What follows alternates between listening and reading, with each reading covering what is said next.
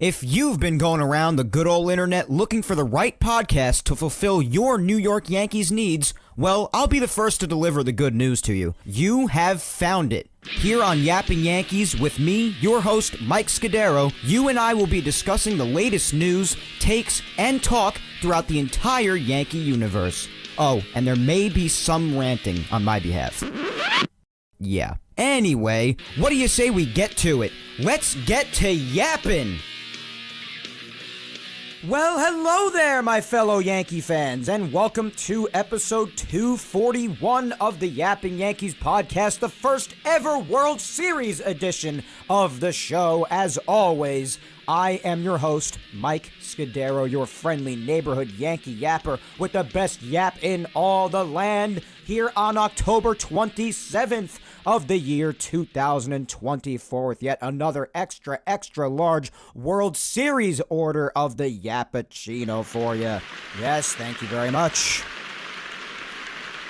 Well, I'm not sure if you guys can tell, but obviously when I spoke to you last Sunday, my voice was in much worse shape, to say the least. I was worried whether or not you guys were even going to understand me last week. Obviously, as you could probably tell, a week later, whether it be for positive or negative reasons, and we'll get to all of that this show, as I'm sure you can imagine, my voice is a lot better than last Sunday. Although it's still not necessarily at 100% capacity, I would say it's at like 85 or 90, which more or less means that it's plenty good enough for you to understand me more than clearly, and there is force behind it, like it usually is when it is 100%, but there are times if I start to yell or maybe go a little bit high-pitched for whatever reason, it might crack every now and again because it's still not 100% necessarily, but it is definitely in much better shape than it was last Sunday, which I'm very relieved about because there were a few times, I'm not going to lie to you, that I had to just pause the recording and just take a little bit of a break because I was struggling last week. My voice was in bad shape. So I'm definitely happy to be coming to you today with a much fuller voice that has a lot more range than it had last week, although I'm sure you could still tell that it's not necessarily 100%, but I'm glad to have it at all, because last week I think it was at like 25% capacity, something like that. Oh my God, it was terrible. But when I did leave you last week, my friends, we were talking about, obviously, celebrating the ALCS, the Yankees moving on to the World Series, and how exciting that was, despite how much time they were about to have off. But the one thing that was not yet decided was the game that took place that very night when we last spoke last Sunday. The Mets and Dodgers in Game 6 in Los Angeles.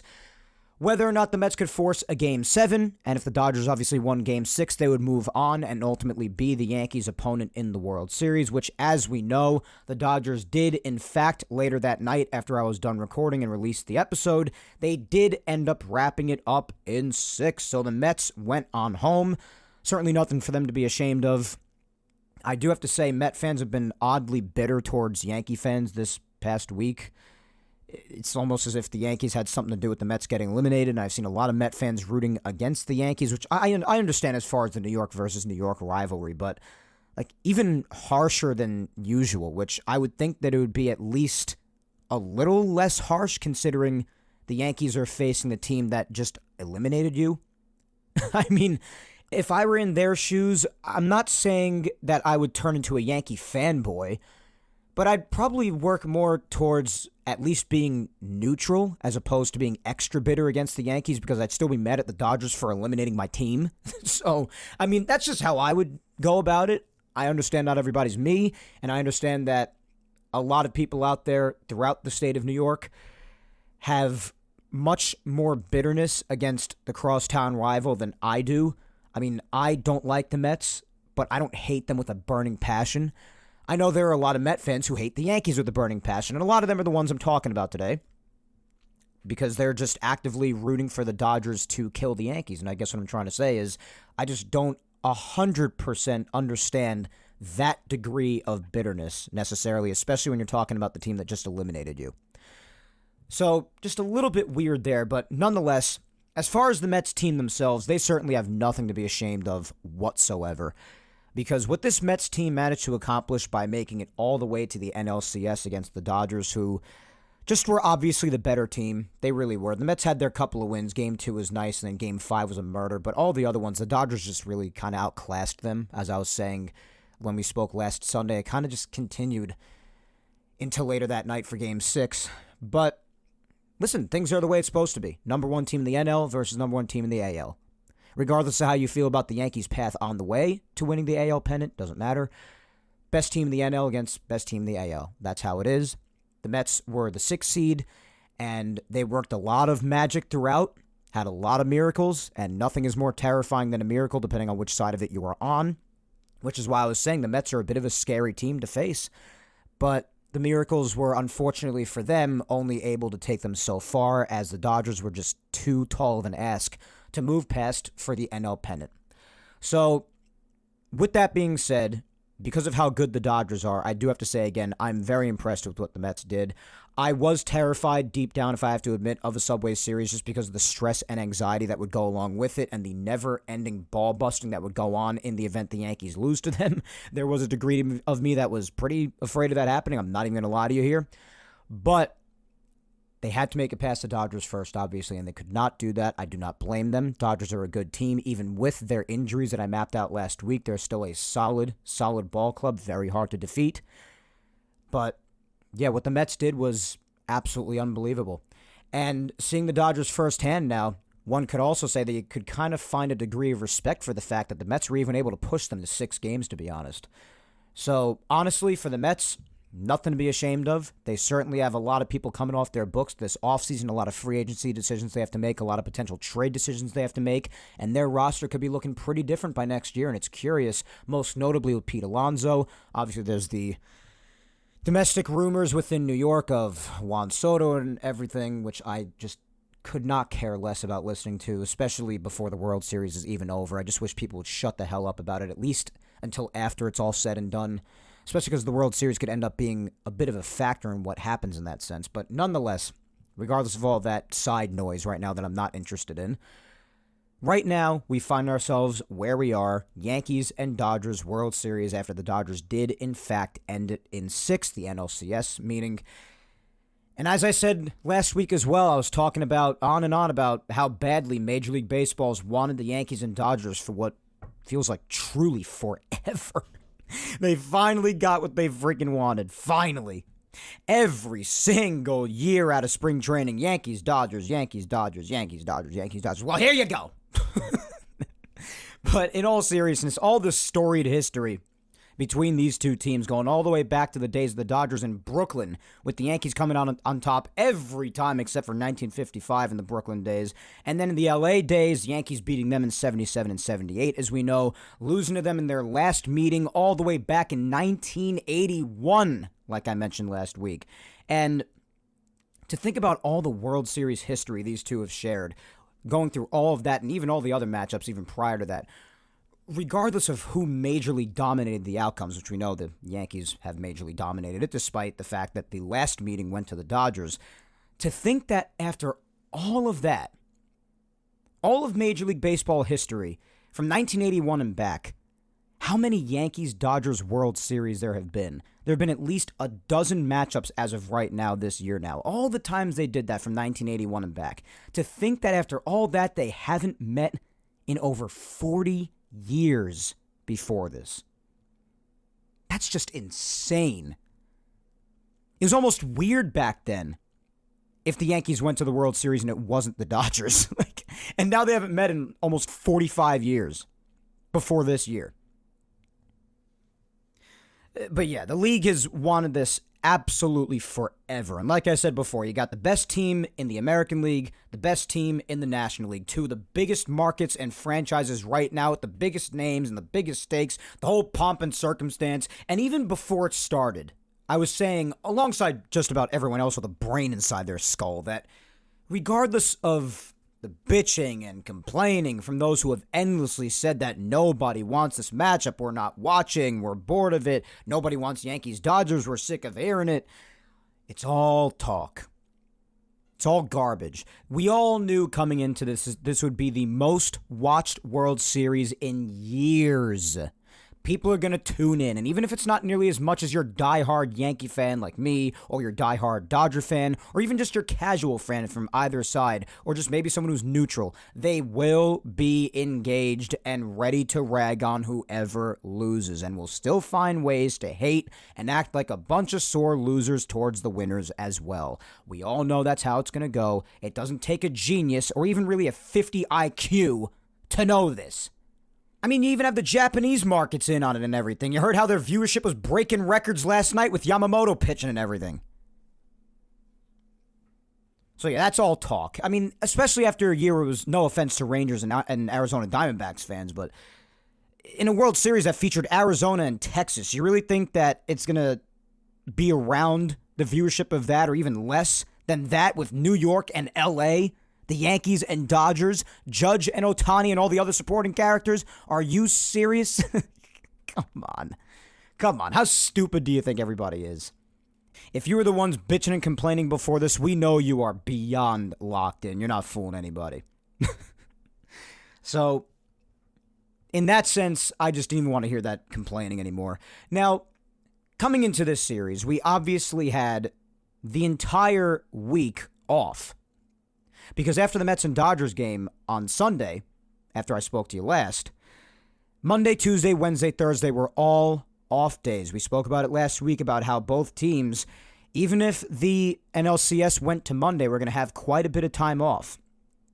I mean, at the very least, there were always going to be at least 2 days off. Because the most that either round could have gone was the ALCS into Tuesday for a potential Game 7. And you still would have had Wednesday and Thursday off, even in the event of that. Because the World Series didn't start till Friday, as we know. So there's going to be a lot of time off, especially with both series wrapping up latest Sunday, like they did. The Yankees were done on Saturday, we spoke on Sunday, and then the Mets and Dodgers game happened. And ever since then, they didn't play till Friday. So there's a lot of time to marinate and talk and speculate. A lot of time to do that this past week, and that's what the vast majority of the week was filled with, engulfed by throughout the baseball community, let alone in the Yankees and Dodgers communities, to be specific. Now, there are a lot of people mentioning and referencing back to the series at Yankee Stadium between the two teams, back in June, if you remember. That was the first series in over a month that the Yankees had lost at the time, because the Yankees had been winning series since late April, up until this early June series against the Dodgers in the Bronx. And I came into this series basically saying that I could not care less what happened in the series back in June against Los Angeles. You look back at how the teams were, not even just the Yankees, but the Dodgers too. I mean, they were more healthy at that point, which helps them now because they have quite a bit of injuries on their roster. We were talking all about it last week. A lot of big arms missing. They have Dustin May missing. They have Gavin Stone missing. They have Tyler Glasnow missing. They have quite a bit of injuries over there. Freddie Freeman has not been at full health the entire postseason, although right now he looks absolutely fine, as we know. But just quite a bit of differences from then to now on both teams, but especially even with the Yankees. If you recall, that lineup that weekend was missing Soto. You remember that?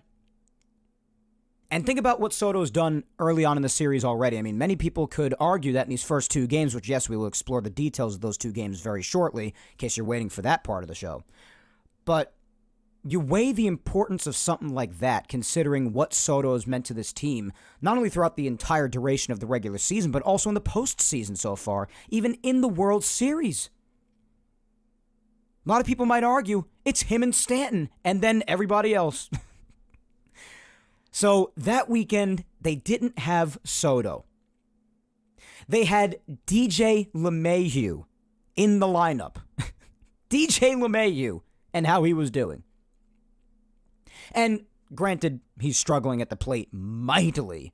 One might even call him a legitimate black hole. You also didn't have Austin Wells playing in 2 out of those 3 games, which might have an effect, at least as far as defense, because while Trevino's defense is still up to par, there are times where it's actually been a little bit less than what was expected, as we saw in Cleveland. Granted, it was a long time since he had played up to that point.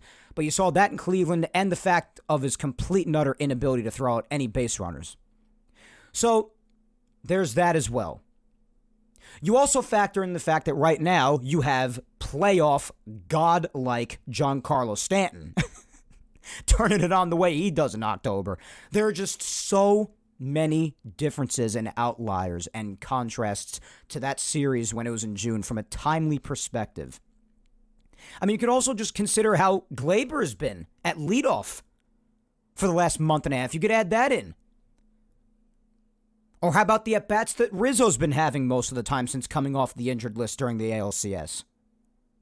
Just so many positives that the Yankees didn't have back in June. And actually, upon thinking about it, I'll give you another one. The man who was pitching Game 3 at Yankee Stadium, Clark Schmidt, he was also injured by the time the Dodgers series came around and did not pitch. So the Dodgers didn't even see him back in June, but they will be seeing him tomorrow for Game 3 in the Bronx. So there are a lot of differences when you look at now and the series at Yankee Stadium back in June. So when everybody was talking about June and providing that as evidence as to why the Dodgers may have been vastly better than the Yankees, I was just completely disregarding it.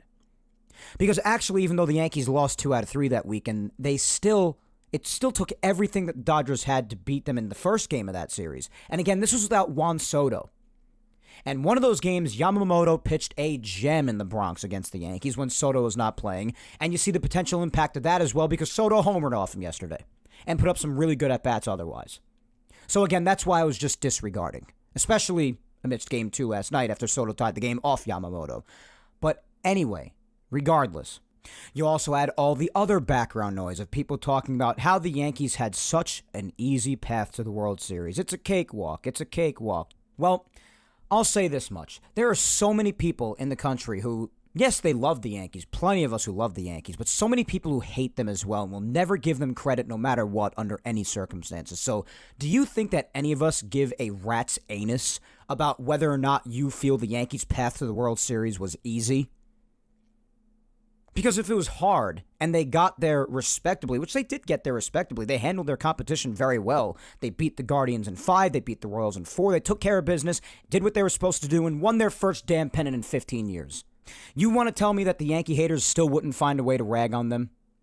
Even if they had a supposed respectable path to the World Series? I'm not buying it.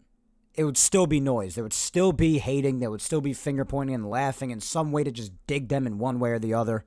But regardless of easy path, the Yankees did what they were supposed to do. What are they supposed to do? Lose? Because guess what? You'd probably be the first one if you are a Yankee hater out there listening to my show for whatever reason. But you would probably be the first one on the front line to finger point and laugh your asses off. They lost either of those past 2 rounds to the Royals or the Guardians. You could say, well, that's because they lost to an easy opponent. What else am I supposed to do? You laugh at them either way. They're in the World Series. You're still finding a way to insult them. Even if they had to run into the Astros, who knows what would have happened? This could have been the time they finally took them down. I know the stigma of how the Yankees always choke against them in the playoffs for the better part of the last 7-8 years. I'm aware of that. But also, this is a completely different season after the Yankees have handled them as many times as they have in their past dozen or so matchups. So maybe it would have been different this time around. Or maybe it wouldn't have. Maybe the Yankees would have lost to them again in the ALCS like I unfortunately had predicted before the wild card rounds began. We're never going to know. But hey, we're going to hold it against the Yankees now? For the Astros not being able to beat the Tigers? How in the hell does point A connect to point B, and why should that be the problem of the Yankees or their fans? Do you think anybody gives a single crap?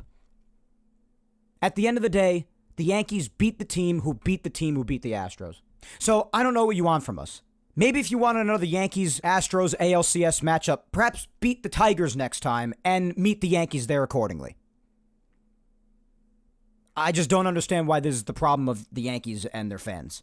The Yankees got the matchups that they were given, and in the CS, they got the matchup of the team who beat the Tigers, who obviously beat the Astros. And they took care of business. So all of that rhetoric going into the World Series and after the Yankees finally won the pennant, I just couldn't care less to even entertain, let alone even listen to. Quiet! You're not kidding, Johnny Lawrence. I mean, right away you know what would happen. Whether or not the opponent was respectable enough in the eyes of the public, Yankees lost to be the first one to finger point and laugh their asses off. Yankees suck and they haven't had a pennant in 15 years. They were a joke.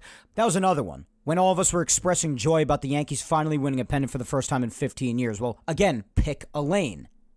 Firstly, it's the Yankees suck and they haven't even made it out of the American League in 15 years. They can't even win a pennant. They're a joke. But then when they finally win, we're happy about it. Oh, get over the fact that they won one. So many others have gone longer without winning one. Don't be an entitled, spoiled brat. Well, what are we supposed to do? This is my point. So my advice to all Yankee fans out there, I'm just expressing this because this is all the rhetoric that was going on between the last time I spoke to you last Sunday and today. So I felt the need to just address all of it in working our way up to where we are right now. So my advice to my fellow beloved Yankee fans out there is just tune out the noise, because it's all just subjective crap and nonsense anyway. That's all it is. People irrationally hate the Yankees. They just do. And they will do or say absolutely anything to destroy the joy of us Yankee fans. That's just what it comes down to. Some of it's valid, some of it's not. And I'm more than happy to entertain the valid pieces of it. But there is so much invalid that I just end up tuning all of it out ultimately, because it's just a waste of my time. And it's probably a waste of your time too, which is why it shouldn't even be entertained. Again, I do a podcast. I produce content and create content here on this show for you to consume. So it's my job to address all of this in all of the discussions surrounding everything going on right now. That's why I feel the need to bring it up. And when I'm on social media and everything, you see me seldom ever get involved in any of this crap, because that's what it is. It's crap. And you know what? For some people, that's fandom. What are you going to do? And some other people, they honestly just get off on being trolls. They really do. And it's annoying enough for me to even have to mention it on this show. I guess I don't have to, but I feel the need to, just to really cover absolutely everything going on in the community. So either way, you're doomed to fail. It's just like in the regular season when you're facing a bad team, when the Yankees are facing a bad team. I mean, they lose to the bad team. Everybody's laughing their asses off at them. Oh, how could you lose to that team? You guys suck. You're a disgrace. And then you beat the good team, like, oh, you're supposed to beat them. You're the big bad Yankees. What else should you expect? You lose either way. You beat the bad team, you get told to get over it because you beat a bad team and nobody cares. You lose to the bad team, they laugh you off a cliff. It's a lose-lose. That's my point. So just don't even entertain any of that crap. So a lot of talk going in all the way up to Friday. Friday and yesterday, I just had a remarkable pit in my stomach. My anxiety was just absolutely through the roof. Because you got to remember, a lot of older fans, I went on this whole spiel last week, so I won't go too in-depth into it yet again here today. Just listen back to last week's episode if you want to hear it again. But unlike the older fans, I do not have an unbelievable amount of Yankees World Series appearance experience. I just don't. The only one that I have is 2009, where I was old enough to comprehend and enjoy. I was alive for 98, 99, 2000, but I was 1, 2, and 3 respectively. So I was not old enough to either comprehend or enjoy. So I don't count those. So in my lifetime, there have been 4 titles, but in my conscious memory and understanding, there has only been 1. And the Yankees haven't even been back to the World Series since, as we have more than flushed out. So I don't have a lot of experience in this arena. A lot of older fans might have been laughing at me the way I was acting and how nervous I was, but that's how it is for a fan who's only been watching for 17 or so years, and the Yankees really haven't made it back to the World Series much at all in that time. So you'll have to excuse my elevated anxiety that might be much higher than yours. That's really the only defense I have with that sort of a thing, but regardless, I was just going insane. I couldn't concentrate on my work at my job on Friday all that much. I was still focusing and doing my job, of course, but my mind often just wandered, and it was just tough. It was really hard, and then yesterday, fortunately, I had gone out for a couple of hours with my girlfriend, Victoria, and her friends, but outside of that, it was really just sitting around and just mentally preparing for Game 2 at the time. So just last 2 days have been filled with so much anxiety, I don't even really know how to put it quite into words. So Friday comes around. Now it's getting closer and closer to game time. I am, sweating. I didn't even have an appetite. I mean, we had guests over the house, and we had bought a bunch of food and everything, and I barely even touched any food. I got a chicken parm roll and ate half of it, just during the commercial breaks. Oh my God, I'm such a loser. But that's what I did. So just on the commercial breaks, I'd take a bite here and there, but my anxiety and my stress literally took my appetite away. So the game begins. Now, I guess is a good time right now to just really go in depth on the games and hit on individual talking points that we've seen throughout these first 2 weeks. Really pick apart these games now, since there are only 2 to talk about. But the general idea throughout these 2 games, it's pretty much what I said earlier. It's the same thing. It's Soto, Stanton, maybe a couple of moments from other people, but mainly it's just the Soto and Stanton show, and then the side characters to accompany them. That's really the overall idea of the World Series so far, from the Yankees' perspective. But Game 1 arrives after all of the anticipation, all of the waiting since Saturday night, which was the last time that the Yankees had been seen in action, of course, prior when they had beaten the Guardians in Game 5 in Cleveland. That was the last time anybody saw them play. So the anticipation was off the charts. One might even say insufferable. So much build up to this, to say the least. Much talk as I went throughout the vast majority of these first 25 to 30 minutes of the show here. Game starts off, Garrett Cole against Jack Flaherty. Now, Jack Flaherty, the last time he had pitched, he got shelled at Citi Field. He had done very well against the Mets, beautifully in fact, in Game 1 of the NLCS. But then when he reappeared in Game 5 at Citi Field, he got bodied. So now it would be interesting to see how he would bounce back from that. He's back home where he had pitched well in the first game of that series. Now it's the first game of this series, also at home. Let's see how he does. Well, he did very well. Until the very end. But up until then, he did very well. But so did Cole, guys. It was a hell of a game. Final line for both of them before we get into the in-depth details of the game itself. Garrett started out the game very scarily. It was really, let's just say he was one of the luckiest pitchers in the history of the world to get out of the first inning without allowing a run. Every single out that he got of the 3 was on screaming contact. But you know what? He got out of it. Everybody in my house was very nervous. I was a little nervous, but I was saying maybe it'll have the opposite effect on him now that he's through that first inning of Game 1 of the World Series on the road. Maybe now that that's over, he'll settle in and just lock in for the rest of the start. And you know what? That's exactly what happened. Minus a couple of fielding mistakes being made, resulting in the first run coming home, or just at least playing a part in the first and only run against him coming home, he had a phenomenal outing.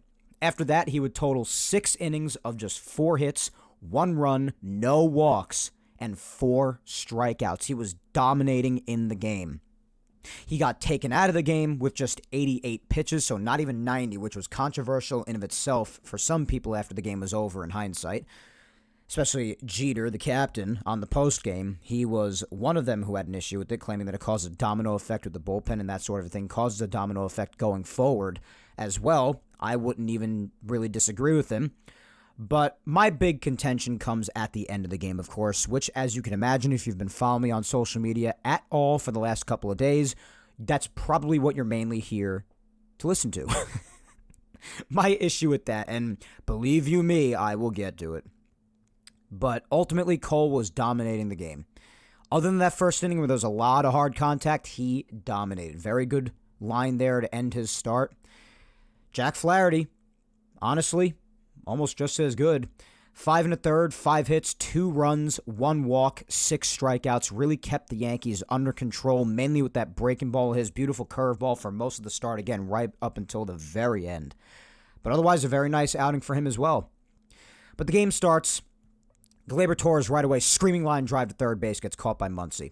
Soto walks. Aaron Judge, who we will get to in a second, strikes out. Giancarlo Stanton reached on an error at shortstop by Edman. We all know that Tommy Edman is an outfielder first and foremost, but since the Dodgers had lost their shortstop Rojas, who had just returned for the first time in Game 2, we saw that he was reactivated before the series started, but we didn't see him until Game 2 yesterday. But Edman was still playing for him in Game 1, had that error in the first inning, but Jazz would ground out right after that to end the first. Go to the bottom of the first. This is when there's a ton of hard contact off of Garrett Cole. Ohtani flying out to the track in center. Mookie with a screaming line drive to left. Freddie Freeman with a long fly ball to left, and it took a weird carom off the wall, and Verdugo got his cleat caught in the dirt or grass, and he just tripped, and it was a mess. Ultimately, Freddie Freeman, who's running on one ankle. I'm sure the rest for about 5 days did him a lot of good, but still running with pain, not playing 100%, managed to leg a friggin' triple out of it. Fortunately, though, screaming line drive to shortstop right to Volpe prevented him from ever coming home. So now you go to the top of the second, hoping to wipe the slate clean. Cole settles in. Maybe the offense gets some runs and helps him out. Well, Rizzo starts off the inning with an infield hit, but then Volpe strikes out. Austin Wells, who, as I said earlier in the show, is the very definition of a black hole these days, grounds out himself, and so does Verdugo. Verdugo did a lot of, as phenomenal as he was in the field, and we'll get to all of it, all the little parts throughout, I shouldn't say little, huge parts throughout these games, huge defensive plays that he made. I mean, just unbelievable, but at the plate, he's been doing so much poking instead of swinging. Sort of just like pokes at the ball, throws the bat out there, expands the strike zone. I mean, his numbers throughout the postseason, especially if you take game one of the ALDS out of the equation, I mean, it speaks for itself. Just really bad. So that continued there. But then Cole locked in, and it was a pitcher's duel from there, man, because bottom of the second, nothing. 1-2-3. The Dodgers went down. Top of the third, Glaber led off the third inning with an infield hit. Soto immediately undid that with a double play, though, and then Judge struck out again. So Flaherty faced the minimum there. Then you go to the bottom of the third, Cole again, 1-2-3. Top of the fourth, 1-2-3, go the Yankees, even though there was some decent contact made there, but doesn't matter, good for nothing. Bottom of the fourth, 1-2-3, down the Dodgers go once again. So top of the fifth, the game's flying by at this point because both pitchers have locked in. There's no scoring going on. It's going. The only hit this inning belonged to Verdugo. Otherwise, Volpe struck out, Wells struck out, Glaber grounded out. Bottom of the fifth, this was when the Dodgers got their first run, and it was the first run of the game overall for either side.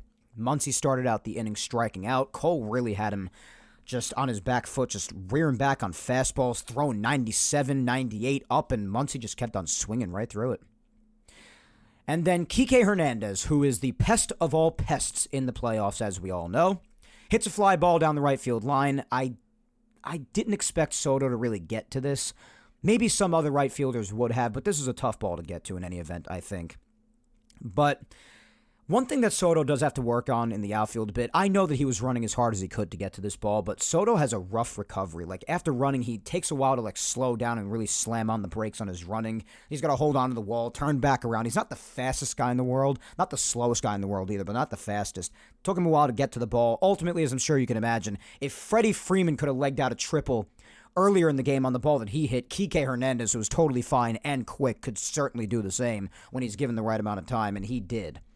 So, one out triple, and perhaps if the ball was relayed in better and quicker, maybe that run would have never scored, because the only way it did score was on a Will Smith sacrifice fly, and Will Smith has done little to nothing the entire postseason offensively for the Dodgers, so it just kind of sucked to give that up. But, he would have flown out if Kike was still on second. Maybe Kike would have tagged up, but Lux flew out after that anyway, so balls relayed in better and quicker. Maybe that run doesn't even score, but nonetheless, it's only 1-0. It should really be more than doable for the Yankee offense to just score one lousy run at the very least. And you know what? The very next inning, they actually did just that, because the top of the sixth, Soto started out with a sharp line drive single right to center field. Judge would strike out again. 3 strikeouts in his first 3 at-bats in the World Series. Yikes. And then the man, batting fourth as he should, who we have glazed to no end, but rightfully so, who, as we know in October, turns into a god of gods, I think it's fair to say, steps up to the plate. Flaherty throws him breaking ball after breaking ball after breaking ball, which has been very tough for the Yankees to keep track of for the entire game up to this point. Of course, the man I speak of is Giancarlo Stanton. But then, eventually, Flaherty threw one too many curveballs. One was a bit of a mistake. And to say that Stanton managed to get a hold of it is quite a remarkable understatement. Stanton golfs one way back there, scraping the sky and giving the Yankees the lead.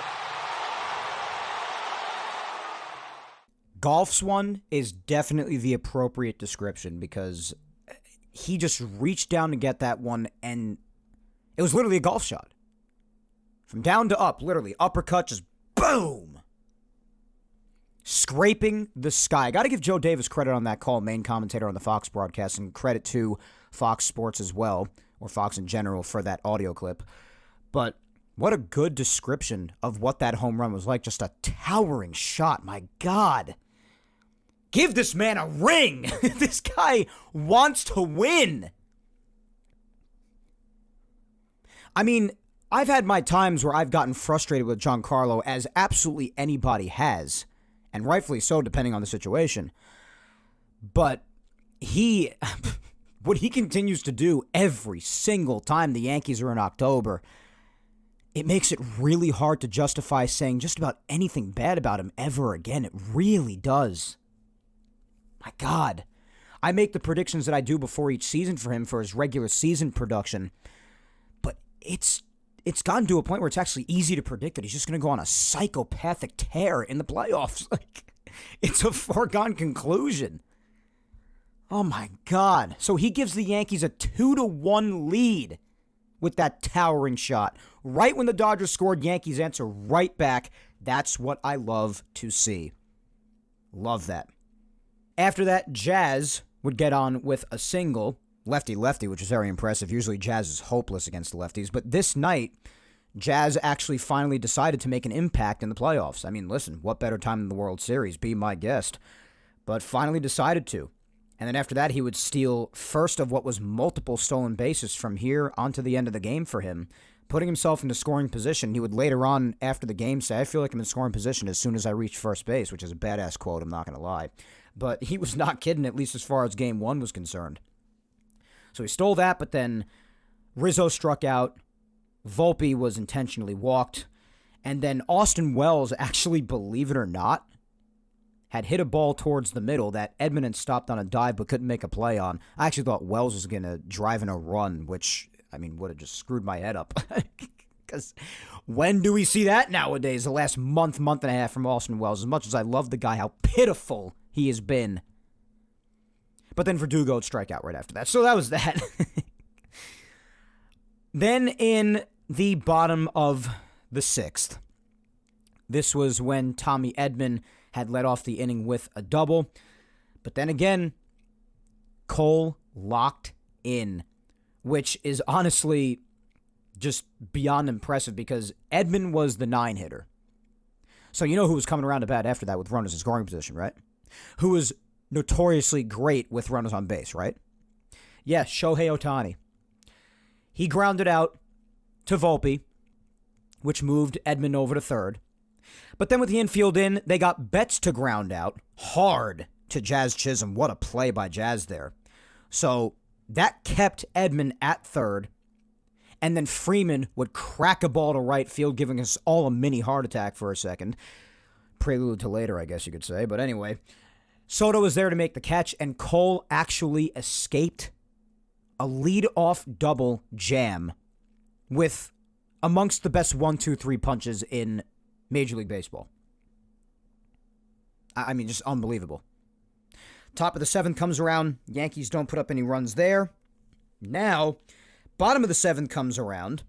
Teoscar Hernandez, who has always been a pest for the Yankees. Obviously, the Yankees have a lot of history with him after all the years Hernandez spent in Toronto. But Teoscar started off the inning with a base hit. And then, controversially so in a way, because Jeter and many others feel that it could have created a domino effect going forward with how the Yankees had to use the bullpen for the remainder of the game. And again, I don't necessarily disagree with that, but I feel like there were worse decisions being made after that that had nothing to do with this, so that's besides the point. Regardless, Clay Holmes comes in for him, and the first thing he does is throws a couple of really bad pitches out of the zone, and then throws one of the worst breaking pitches I've ever seen and hits Max Muncy with a pitch. So I'm saying, oh my God, this is just going to fall apart at the seams, isn't it? So then Kike Hernandez comes up. I got to say, this decision was surprising. Because knowing how this man hits in the playoffs, I'm kind of surprised the Dodgers didn't turn him loose and let him swing. But he puts down a bunt. It's successful and moves the runners up. But again, just kind of surprised they didn't have him swing the bat knowing how he does in the playoffs. Nonetheless, Will Smith comes up after that, pops up to Volpe. So now you're thinking, are the Yankees going to escape another freaking huge jam? Much more favorable part of the lineup than the one Cole escaped, but still, are they going to do it again? At that point, Clay faced the minimum 3, and they felt better with Tommy Kahnle going. So they brought Kahnle in, and Kahnle gets Gavin Lux to ground out. Yankees escape another jam. Unreal. Top of the 8th comes in Alex Vesia, who's just coming back from injury after being out for a couple of weeks. Just tears apart the Yankees mid to bottom of the order, 5, 6, 7, Jazz, Rizzo, and Volpe. Jazz and Rizzo struck out, and Volpe scorched the ball to center field, but right at Kike, so it was quick. Bottom of the 8th, Kahnle is still in the game, gets Edman to ground out to start the inning. So you're feeling good now. Nobody on base for the top of the lineup circling around now. Shohei Ohtani comes up. Now, the one issue with Kahnle, aside from the fact, I love Kahnle, and I think he's a great pitcher, but there is one little caveat to him. And that caveat is that he's a bit of a one-string banjo. And if you don't know what that means Tommy Kahnle, like 90% of the time, literally only throws one pitch. And if it's hung or put in a bad spot, doesn't happen often, but it always could happen, Kahnle pays for it. And it'd probably do you a bit better to develop a little bit more of an arsenal for when you have to face an elite hitter like Shohei Ohtani. Because Ohtani was the one who came up next, saw nothing but changeups. One was in a bad spot, and he damn near hit it out of the park, but roped it off the right field wall. Soto had trouble handling the ball for a second, but it wasn't really that much of a delay. If a mistake wasn't made on the infield, then it wouldn't have been a big deal, but he gets the ball in on a bounce, and on the bounce, Gleyber's there to take the ball in. He doesn't get in front of the ball for reasons I don't understand, but doesn't get in front of the ball, tries to scoop it from his right.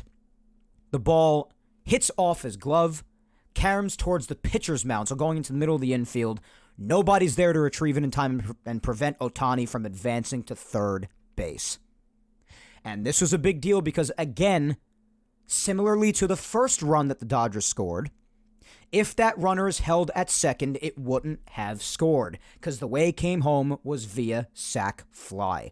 Luke Weaver came in after that in an attempt to get a 5-out save as best as he possibly could. He gets Betts to fly out to center field, but it's deep enough to drive home the game-tying run on a sac fly. And then Freeman would fly out to Judge after that. So again, you're talking about no hits with runners in scoring position, just 2 sac flies. This one being even more lethal because it's a game-tying sac fly at the very freaking end.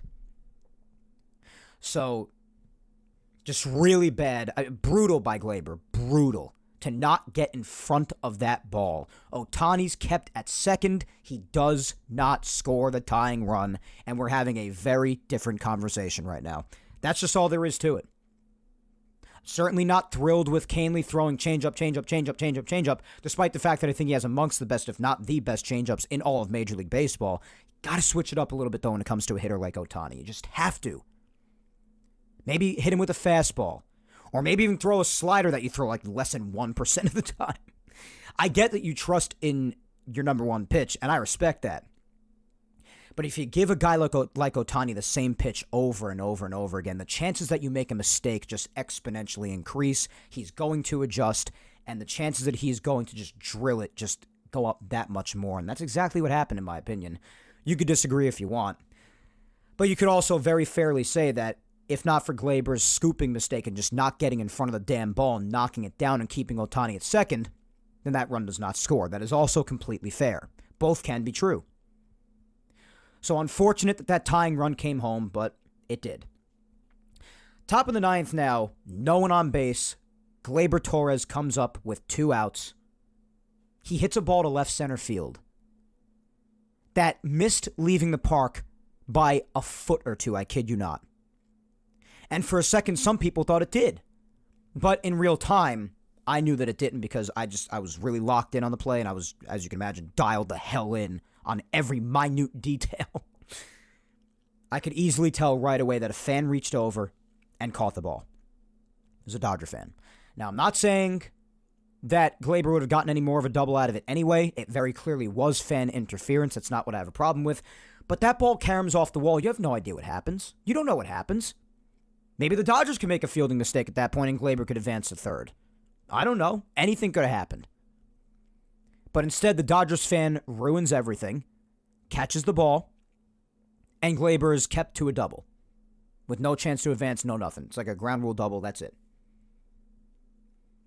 And the continued problem that I have, even though I feel like this doesn't happen too much anymore, but it's enough to piss me off, even if it just happens once a year, I'm getting to a point where I feel like if you can't control yourself, if you're sitting in the first row of any part of any ballpark.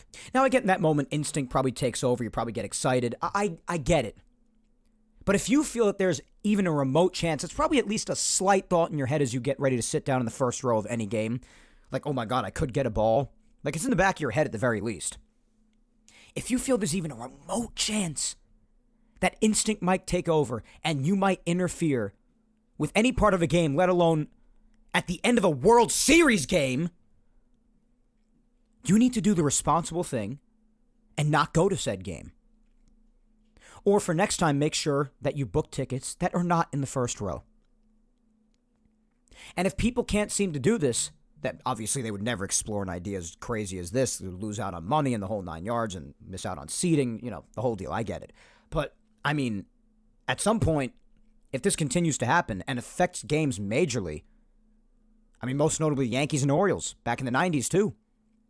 Same crap happened. Instead, the umpires got that abysmally incorrect at that point with the Jeter hit out to right field. But if people really can't control themselves, hell, put police tape after the first row so that nobody can go into the first row during the games. I mean, if that's what it takes.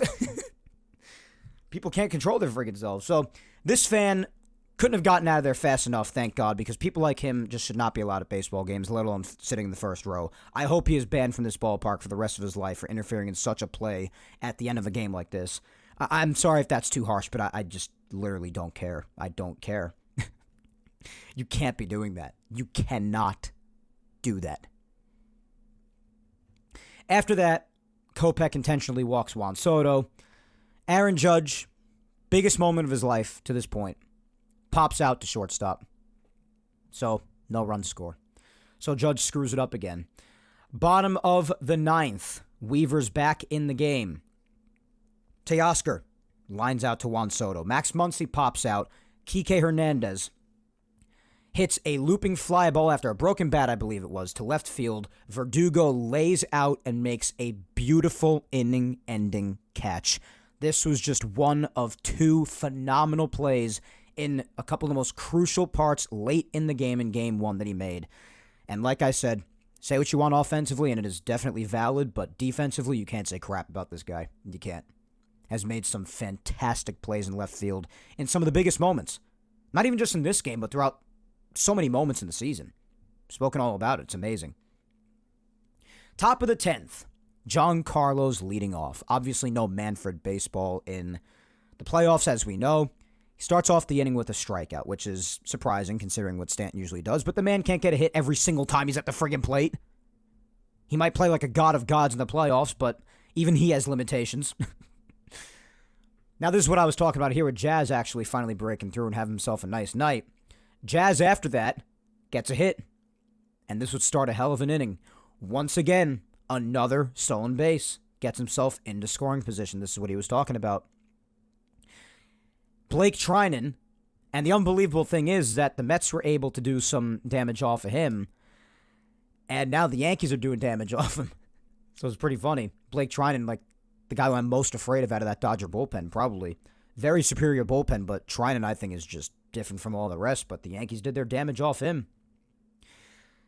So Rizzo walks, and then Jazz decides to steal third base as well. Just unbelievable. He's just running rounds around these guys. And Blake kind of takes a long time to get the ball to the plate, so it wasn't a bad decision by Jazz at all. Volpe hits a hard ground ball towards the middle with the infield in. Edman dives to prevent it from going into the outfield, but is only able to get Rizzo out at second. Rizzo weirdly stopping his way to second. I don't get why, but nonetheless not nearly quick enough to even remotely even think about getting Volpe at first base. So this does allow Jazz to come home with the go-ahead run in the top of the 10th to make it 3-2. Huge play. Then after that, Volpe decides to steal second and put himself into scoring position. But then, of course, after that, Austin Wells strikes out looking, because that's just what Austin Wells does since, I don't know, early September. That's just what he does. Bottom of the 10th, Yankees looking to close it out and take a vital, what would be a humongous 1-0 series lead on the road. Cousins starts it off, getting Will Smith to fly out. 2 more outs to go. And this was where it started to go off the rails and the first mistake was made. I know Jake Cousins has the tendency when he doesn't have his stuff really under control 100% to throw out of the strike zone. Doesn't throw as many strikes as he should. And this was one of them. He walks Gavin Lux. This was just asking for trouble. And the second this happened, I tell you, I felt sick to my stomach. I don't know why. Obviously, I was right to feel this way given what ultimately happened, but I just felt sick to my stomach. I did. Tommy Edman comes up after that, hits a hard ground ball towards right center. Oswaldo dives, kind of slides a little bit over, does not make the play. Because of that, trickles into shallow center field on the ground. And the only reason Lux didn't advance to third is because he tripped a little bit around second, so he stayed at second. Now it's first and second, 1 out. Weaver's already been used. Canley's already been used. Clay has already been used. This is the moment of the game that makes me feel physically ill to even call back on and talk about after the fact. Because not only do you walk Gavin Lux, which just can't happen. I mean, this inning goes down 1-2-3. You don't even have to see Ohtani. It was a gift to get the bottom of the lineup in this scenario. And you walk Gavin Lux. And Oswaldo, because he had come in for defense after Jason Dominguez pinch ran for Gleyber Torres prior. So, since Gleyber is out of the game, they put Oswaldo at second. He overslid the ball a bit, so I give a little bit of blame to him, too. Perhaps he didn't even have to slide. Maybe he could have just gloved it while going towards his right. I don't know. Could have gotten at least 1 out. I don't know. And then that way it becomes even easier because you get that out at least, and maybe you just face Ohtani and get him out, and that's it. Or maybe, you have multiple chances after that just to get 1 out as opposed to worrying about getting 2 outs against the top of that lineup. So that definitely deserves some blame too, but especially just walking Gavin Lux can't happen. Can't happen. You already had some sloppy fielding before cost you in crucial moments, which you can't do against a team like the Dodgers. You got to play crisp baseball. But now you're just doing an irresponsible thing by walking an 8-hitter when you're getting a gift of facing the bottom of the lineup and potentially not even having to face the top of the lineup to end the game. After your team just miraculously took the lead back in the top of the 10th, showing some real good fight and spirit, and you walk Gavin Lux. Boone had a decision to make after this. Now, the worst managerial decision I've ever seen in the World Series. I put out a video saying this on social media, so if you saw that video already, then you're going to hear me repeat myself here, but just sit back and listen anyway.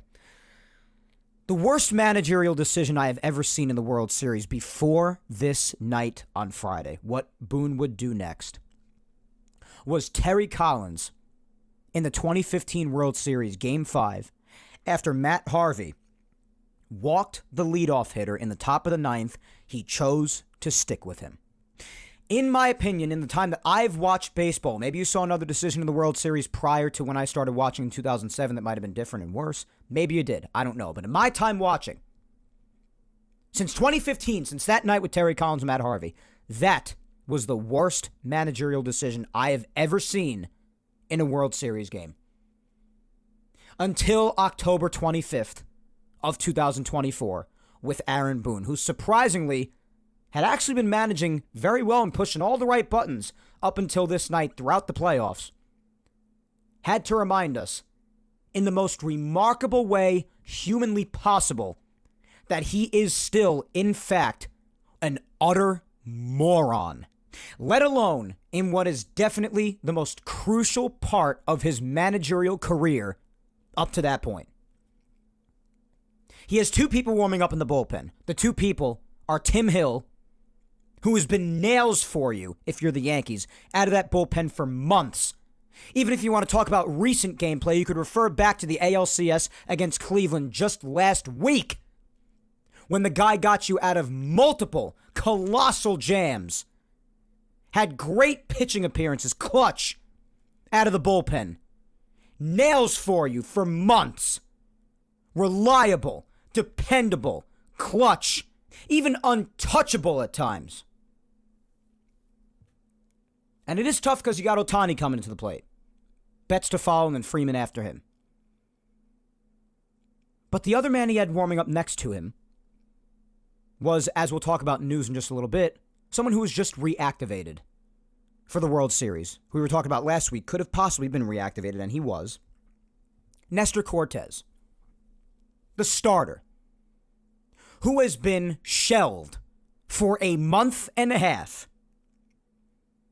and is probably still not even at full health yet, given the fact that he had an elbow flexor strain, an injury you can't play around with. I very much respected his quote before the World Series started that he's willing to give up his arm for an entire year in 2025 if it meant contributing for a ring. I respected that. And I don't even blame Nestor for what happened. He was warming up out in the bullpen, and as he was requested to, went out and tried to do his job. It is a manager's job to put a player, as John Flaherty said on the postgame, he couldn't be more correct if he tried, to put a player in the best possible position for him to succeed, and thereby have his team succeed. Do you think that it was the smartest thing to do to put someone in a game, a jam in the bottom of the 10th inning of Game 1 in the World Series? Do you think it was smart to put him in the game after not throwing for 37 days since mid-September, while still probably being injured, over a guy who has been nails for you for months, and is also a devastating submarine sidearm first base leaning left-handed pitcher in Tim Hill? Of course, Aaron Boone brings in the one who has not thrown in 37 days, at least from a major league mound, in a live game, beyond a simulated game, which Boone was obviously very proud to mention in the postgame. I'll get to that in a minute. Brings him in over the reliable Tim Hill. Now, the defense of Boone, which I couldn't stomach yesterday to hear the defense of it from some people, thankfully, about 95% of the Yankee fan base sees reason as to how this was the single most brain-dead managerial decision anyone's ever seen, possibly, at least in my shoes.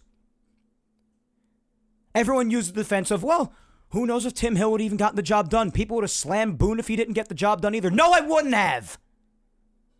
Because if you're going to lose a game, let me explain this basic concept for you in case you can't understand it. If you're going to lose a game, nobody wants to lose, obviously, but you're going to lose with your best. A pitcher who has been a part of the, five-headed monster in the back end of that bullpen for weeks and weeks now. Tim Hill developed into being one of those guys that you went to, especially against lefties. Which from this point forward, the following 2 out of 3 hitters were lefties. I understand Nestor is a lefty too. But given the situation, the circumstances surrounding Nestor, the fact that he is a starter, the situation they're in the World Series and extra innings, people telling me, if Tim Hill didn't get the job done, you would have been mad too. Of course I would have been mad. They would have lost the game in the World Series in extra innings. Of course I still would have been hurt and mad. But mad at Boone? Absolutely not. He would have gone to the best option remaining in the bullpen, especially against 2 really tough lefties in Ohtani and Freeman. And you would have lost with your best. I would have just been, in general, really bummed out the Yankees lost, obviously. But I would have been mad at Boone. He would have made the right decision. The best decision. Especially if you're just talking about those two specifically. I mean, you've already used Clay. You already used Canely. You already used Weaver. You used Cousins just now. Those are a vast majority of the guys in the back end of that bullpen who you'd really just put all of your trust into. There's Ian Hamilton too, but he hurt himself again. He's not playing. So yes, I would have been mad about the Yankees losing and beyond devastated. But at least they lose after going to their best option. You go down with your best. Anyone who thinks that this was the wrong decision, my God. And yes, he did get Ohtani to pop out after this. It was huge. But also that was mainly thanks to Alex Verdugo making the second of two catches I've spoken about. Just throwing caution completely to the wind. Making an unbelievable running catch coming down the left field line. And throwing his body into the stands. Very much mimicking Derek Jeter's epic catch in the left field stands. So it was definitely mainly thanks to that. I don't want to take credit away from Nestor. And again, I'm not even mad at Nestor for this. He was told to go out there and do a job. And he tried his best to do it. And he got Ohtani out. Fine. And either way, if Tim Hill also gets Ohtani out, either way, you walk Betts, in my opinion, because the lefty-righty is not favorable there. Betts is hard to get out at all, let alone against a lefty. So either way, you're facing Freeman there. Unless, of course, Ohtani grounds into a double play, which is tough because he's fast. But still, you really want to argue about which move is the better decision here? I don't know if Tim Hill would have gotten Ohtani out. I trust him to get Ohtani and Freeman out more than I trusted Nestor. Again, given the circumstances and the fact that, hey, also at the core of it, one's a reliever and one's not. The situation I use Nestor in is if, for instance, the starter goes 4 innings, 5 innings, need a couple of innings eaten, maybe just 1 inning, given the fact that he hasn't pitched in forever in a live game from a mound, in an actual game. And he's probably still at least a little bit injured, arm not 100% yet with that flexor strain. And towards the middle part of the game, that's when you pitch him, not here. So then Ohtani flies out, again, mainly thanks to Verdugo making that unbelievable play in left field. And who knows how many people even remember that now, given the fact the Yankees ultimately lost. But it was an unbelievable catch for the ages, honestly, especially given the moment. They intentionally walked Betts, right thing to do. Even if you are putting the winning run in scoring position, still the right thing to do. You'd rather the lefty-lefty matchup.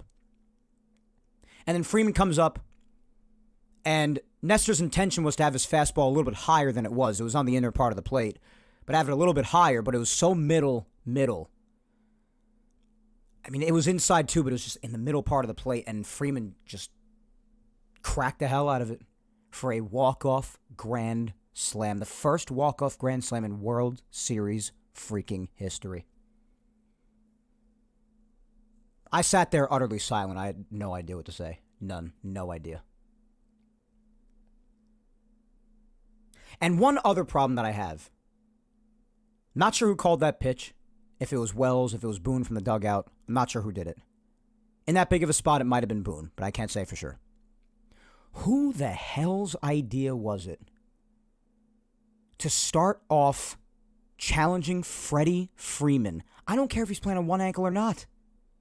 Obviously, he came to kill us. Usually he's a Met killer, but he came this time to kill the Yankees. Whose brilliant idea was it on a lefty-lefty matchup, which is usually predicated around screwing with the lefty hitter with a bunch of breaking balls that they can't help themselves but swing at? Whose brilliant idea was it to start the at-bat with a fastball challenge? I'd love to know. I know the intention was to have it more up and in, like he did with Ohtani when he got Ohtani to pop out. I know that was the intention. Nestor himself said that after the game. But given how Freeman still gets around and up and in fastballs, hell, we saw it again yesterday when he was facing Rodon, for the love of God. It still doesn't matter. Don't challenge him on the first pitch. I was beside myself. At that, at the decision to not go with Tim Hill, again, who has just been such a remarkable arm out there, especially against lefties. Gives you that extra advantage with that sidearm throw leaning towards first base, that unpredictable ability and movement on his pitches. You go to a guy who hasn't pitched in 37 days and is still injured. And you just know me. I had to stick around for the postgame and hear the press conference. I had to hear the explanation. In case you didn't already hear it for yourself, here it is. I got it for you. If you can stomach listening to it for even a second, here you go. And Nestor had not pitched since September 18th. Why did you like him in that 10th inning? Just like the matchup. The reality is he's been throwing the ball really well the last few weeks as he's gotten ready for this. Those were simulated games, Aaron. Look good in simulated games. And that's why you thought it'd be a good matchup in Game 1 of the World Series in extra innings. Keep going with the clip. I knew with one out there it'd be tough to double up Shohei if Tim Hill gets him on the ground, and then Mookie behind him is a tough matchup there. So felt convicted with Nestor in that spot. Was the first rodeo right, Aaron? Andy? Nestor's history against Ohtani. Why you like the matchup? A little bit. I don't know if you ever love a matchup against Ohtani, but I felt like Nestor could give us a shot at it. How stupid can one jackass be to have that kind of logic? I said right after the game that I felt that merely even defending such an atrocity is grounds for termination of employment. That's your reason? Because he looked good in simulated games leading up to this. It's the single dumbest, low IQ, borderline brain damage / brain trauma reasoning I have ever heard in my near 28 years wandering this planet. Liked the matchup. Looked good in simulated games. So a starting pitcher is the right option to go to in the bottom of the 10th of a World Series game because of that. Against some of the most elite hitters in the entire world. Because he looked good in simulated games. And I thought it'd be tough to double up Ohtani. I didn't think the guy who's been nails for us out of the bullpen for months now and pitched in the utmost of crucial and game-saving moments in the series just before this and really helped carry us to the World Series because of it, who has an extra advantage because he's a sidearm thrower leaning towards first base, who is actually a reliever and is nails, especially in clutch situations like this, and therefore gives him an even bigger opportunity to get even some of the best hitters out. I didn't think that'd be the better option. No, I thought that Nestor, who has not pitched in a month and a half, is still probably at least a little bit injured with that elbow flexor strain of his, is a starter. I thought he'd be better. And if you think I'm the only one feeling this way, you are badly mistaken, my friends. I mean, not a single person, even on the Yes Network staff, remotely understood it. Whether or not anybody else understood it, I'd still come on here and say the same thing because it's my opinion. But just to give even more support to it. How stupid can someone be? After the bullpen that we have watched, not only for months now, but into the playoffs and throughout the playoffs up to this point, Tim Hill being a vital aspect of said bullpen, how stupid can you be to think that Nestor Cortez, with all of the surrounding information on him, is a better option than that? A supposed fully functioning adult managing a Major League Baseball team, the New York Yankees no less, in the World Series, their first World Series in a decade and a half, gets put on the spot and says that in this situation, I'd rather see a rusty and probably even still partially injured Nestor Cortez over the dominant, clutch, sidearm lefty Tim Hill. You could say that the fielding earlier on in the game definitely hurt them. Maybe extra innings wouldn't even have had to happen if not for them. You're not completely wrong. You're not wrong. You got to play as clean a game as possible against a team like the Dodgers. Can't give them extra outs, can't give them extra wiggle room. Can't. We know that. And you're right.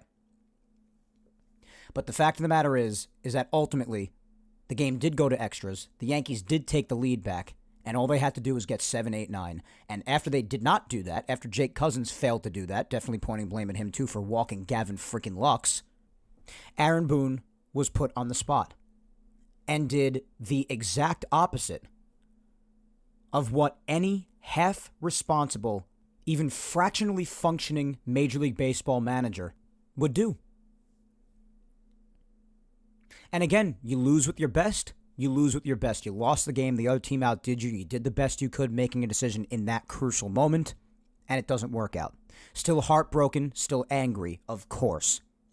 But there's nothing that makes me more mental than not putting your best foot forward, not doing your best that you possibly could in a crucial moment, and thereby giving yourself even more of a chance of beating yourself. In Game 1, the Yankees were the better team up until that last pitch. The offense, even though they didn't put up a great amount of runs quantity-wise, but the quality of them and the timing of them were amazing. First 2 runs on a Giancarlo moonshot after what he's already done in the playoffs up to that point. Right after the Dodgers put up their first run, an immediate answer. Another bad fielding mistake by Glaber later on in the game results in the second run, scoring. Yankees answer right back in the top of the 10th and put up a third run. And then all you got to do is get 7, 8, 9 out and then make the objectively correct decision, whether or not it would have still worked out. The objectively correct decision to give yourself a better chance to come away with the victory and win the game. Because how they ultimately played and how things were going after all the jams the Yankees escaped earlier on in the game, pitching-wise, whether it be from Cole or in the bullpen, the Yankees, up until that last pitch, I felt were the better, superior team in Game 1. And they had it. How important it is to lock down that game and take a 1-0 series lead on the road in Los Angeles to start the series. How nice it would have been, and especially given how Game 2 ended up going, it only further amplified the importance of starting off the series right with a win in Game 1. I cannot believe that there are actually a handful of people out there who, when I was trying to explain these basic logic things to them that anyone watching baseball for only 2 months could have understood. You don't even have to have been watching baseball for the last 17 years like me. I could have pulled a random Joe off the street who's been watching it since like August and been like, you've been watching the Yankees for the last couple of months, right? Yeah, Mike, I have been. What's the right decision here? Oh, well, gee, Mike, after thinking about it for all of 3 nanoseconds, I think that would have to be Tim Hill. Thank you! Why didn't people understand that? Basic logic. Even the people claiming, oh, if Tim Hill didn't get the job done, you would have been just as mad and you would have still crapped on... But no, I wouldn't have. Not at all. And you don't have to believe me when I say that, but just listen back to the past reasoning I just gave a little while ago as to why I wouldn't have. You lose with your best if you're going to lose. Either way, it's a loss and you're mad. But at least that way you feel, oh, I just got beaten. They ended up being better at the end. They got the big hit at the end. We put our best foot forward. It's all we can do. But this time, you didn't put your best foot forward. And I'm sorry, I don't like to be mean, but if you can't understand that basic concept, that's a you problem. Skill issue. Work on it on your own time. And how upset I was about it ended up carrying right into Game 2 because of how Game 2 went. Last night, much of this game was unfortunately played like the Yankees were just playing another game in the middle of August. Just another game. It's fine. Carlos Rodon starts the game. He actually starts out looking pretty good. First inning, solid. Unfortunately, the Yankees couldn't get much going in the first as far as scoring. Gleyber Torres led off the game with a walk, so that was nice. But Soto moved them up to second. Judge struck out for the 10 millionth time in the playoffs, and then Stanton popped out. So nothing happened in the top of the first. Bottom of the first, Shohei had a screaming line drive to center field, very similarly to the start of Game 1, interestingly enough, but it was right to Judge, one out. Did allow a hit to Betts, but then got Teoscar to fly out and Freddie to pop out. So clean first inning for Rodon, all good. Top of the second, Jazz would ground out. Rizzo would walk, so second walk in as many innings for Yamamoto, who was starting this game, like I mentioned earlier on in the show. And they were getting a base runner or two off him in the first couple innings with a couple of walks there. But then Volpe hit a line drive right to Edman in center, who's back in the outfield since Rojas returned, as I said before. Austin Wells grounded out. Big shock there. Bottom of the second, Tommy Edman comes up. Back in the middle of the order, as opposed to Game 1, because there was Garrett Cole, the righty. Now that Rodon, the lefty, is on the mound, they move Edman back up. And in a smart fashion, because Edman leads off the bottom of the second with a solo shot. Now, at this point, it's obviously just a solo shot. I was saying, you know what?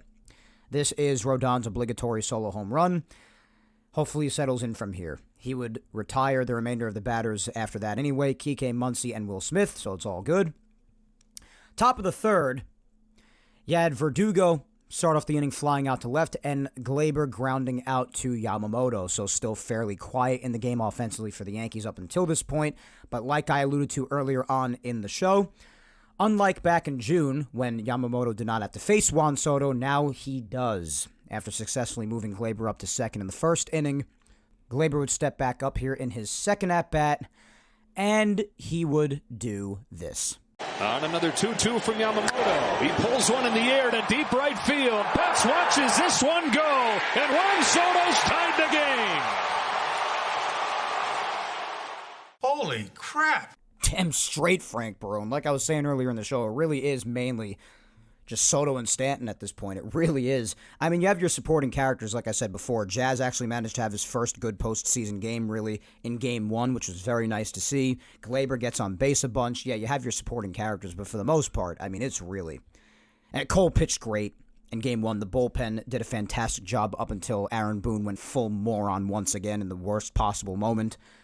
And the bullpen even did good for the remaining part of the game after Rodon in this game in Game 2. So again, supporting characters, yes, but particularly with the offense specifically. Mainly, the main characters are Juan Soto and Giancarlo Stanton is just another example of that. I mean, come on. Giancarlo in the first game and then continued on later in this game, and Soto here. I mean, it's just absolutely bonkers. It really is. And another interesting point, very similarly to Game 1 as well. On these Yankee home runs, you hear it. It's very loud there. My God. The Yankee fans must have had a good showing there. Much credit to them. But yeah, so that tied the game. Again, a very quick answer, very quick response to what the Dodgers did right away, as a matter of fact, the very next half inning. So the offense, resilient. They could have done more in either of these two games, don't get me wrong, but again, the quality of the runs, the timeliness of them, it's respectable for sure. Aaron Judge would fly out right after that. That'd be the end of that.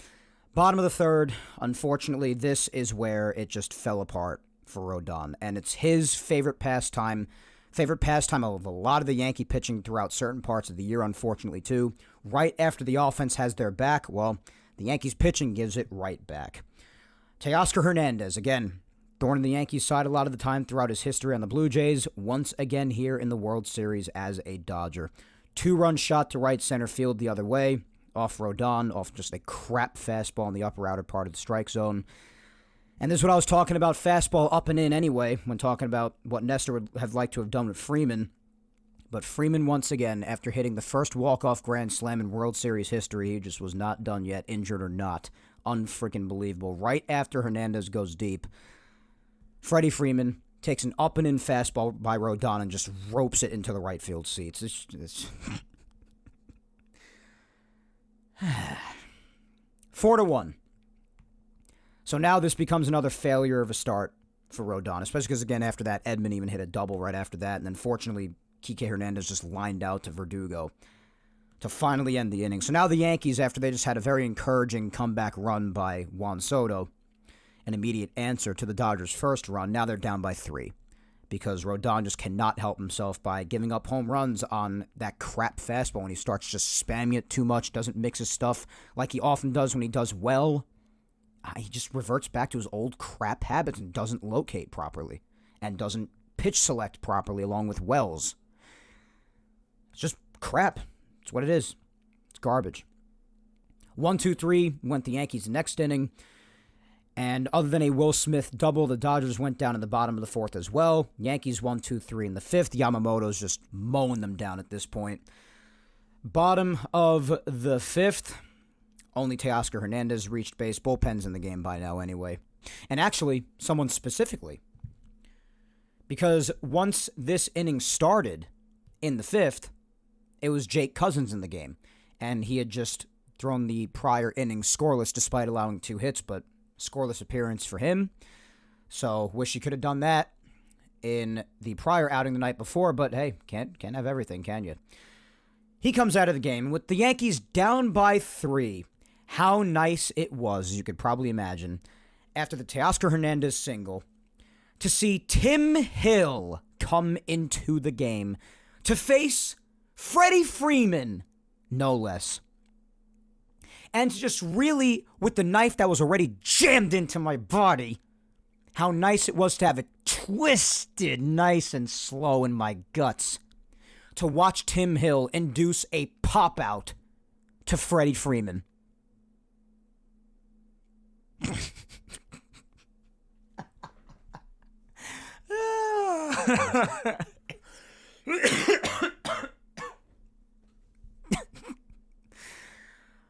You gotta love sports. So, then he gets Tommy Edman out. Gets him looking strike 3. The most beautiful fastball I've seen. And, just throwing beautifully to Freddie Freeman as well. It's amazing. How nice to see Tim Hill in that moment. Down by 3. And getting Freddie Freeman out to boot. Love sports, love baseball. Top of the 6th, the Yankees go down again, 1-2-3, capped off by Judge's 10 millionth strikeout. Bottom of the 6th, Tim Hill would start the inning, getting Kike and Muncy out as well. So Tim Hill not allowing any base runners, facing 4 batters. Just, again, fantastic. Clay Holmes comes in, retires Will Smith. Top of the 7th, other than Rizzo getting hit by a pitch, nothing happened for the Yankees then either. Fast forward to the top of the 8th, still nothing. Wells, Verdugo, and Glaber down 1-2-3. Bottom of the 8th, Mark Leiter Jr. returns since his stellar outings in the Cleveland series. Gets Hernandez, Freeman, and Edman 1-2-3. That's funny. Top of the 9th, the Yankees finally found it appropriate to show some signs of life. Blake Trinan comes in once again, replacing Michael Kopech. And he struggled against the Yankees the night prior, and I thought it was going to happen again. It kind of did happen again, but not to the point where any runs came home. But Soto started off the inning with a single. And at this point, especially after he threw a wild pitch after that in the Judge at-bat that would follow Soto's hit, I was like, oh my God, are we actually going to do this? But then Judge, in just an absolutely putrid at-bat once again, strikes out for the nth time. It's just ridiculous. Stanton ropes a ball right off the third base bag, takes a high hop into left field. This drives Juan Soto home, who had advanced to second on the wild pitch prior anyway, made it 4-2. So again, yeah, this was the one run that scored off Trinan. Yes, he did allow a run. Correction there from before. But nonetheless, I should have said not any go-ahead runs or tying runs or anything like that. Anyway, that drove in the second run and what would ultimately be the final run for the Yankees, making it 4-2. Giancarlo Stanton again. Once again, Soto leading off with a hit, Stanton driving him in, Soto having a home run earlier, Stanton doing what he did in Game 1. It's Soto and Stanton and everyone else, folks, primarily. I know you can get your little mix of side characters in there, as I said before, but it's mainly them. Even Jazz got a hit after that. So that advanced Stanton to second. Now you have first and second, 1 out, down by 2. Rizzo is hit by a pitch. Now it's bases loaded, and the tying run is in scoring position. And they even had Oswaldo Cabrera come in to pinch run for Anthony Rizzo. So now you've got really good speed on the bases, except for Stanton down at third. Because now you have Jazz on second and Cabrera at first, who has fine speed. Not the fastest guy in the world, but he's got good speed. Volpe comes up. He battles, but ultimately he strikes out on a breaking ball that was no less than 20 feet out of the strike zone. I get that this is this kid's first World Series. He's only 23 years old. I get it. It's still an unacceptable pitch to swing at. Doesn't change that fact. Unacceptable. Pitch was 20 feet outside. So nobody moves up. Nobody comes in to score. No balls put in play. No nothing. 2 outs now. Bases loaded. Austin Wells would now come up. Now, I'm not a fraction as mad at this decision as I was with the pitching decision of Game 1, obviously, because it's still a tough spot. And the Yankees were still down. But my God, what do you have Jason Dominguez on the team for, if not for this moment? You could say, oh, he's so young himself. He's only 21, no playoff experience, and he hasn't played in weeks and weeks.